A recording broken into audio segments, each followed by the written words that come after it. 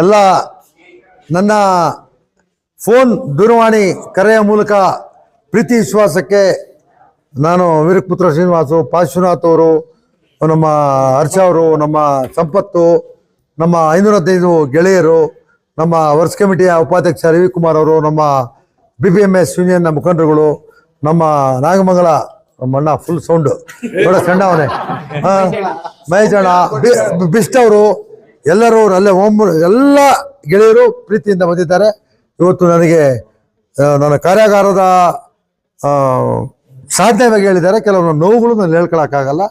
ಎಂತೆಂಥ ನೋವುಗಳು ಅಂದರೆ, ಸಮೀವುಲ್ಲಾ ಖಾನ್ಗೆ 30 ಯಾವುದೋ ಇಶ್ಯೂಗಳು ತಗೊಂಡು ನನ್ನ ಬೆನಿಫಿಟ್ನ 37 ವರ್ಷ ನನ್ನ 10 ಲಕ್ಷ ರೂಪಾಯಿಗಳನ್ನು ಎನ್ಕ್ಯಾಶ್ಮೆಂಟ್ ನಾನು ತಗೊಳಕ್ಕೆ ಸಾಧ್ಯ ಆಗ್ತಾ ಇಲ್ಲ.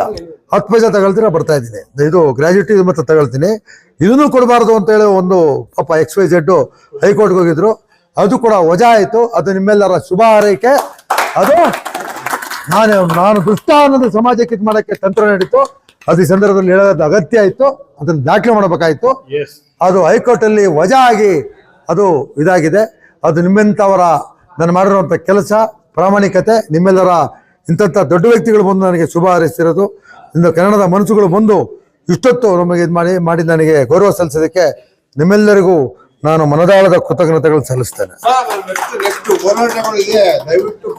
ಅದಕ್ಕೆ ಬೇರೆ ಗಂಡಸರಿದ್ದಾರೆ, ನಮ್ಮ ಹುಡುಗರು ಹೋರಾಟ ಮಾಡ್ತಾರೆ.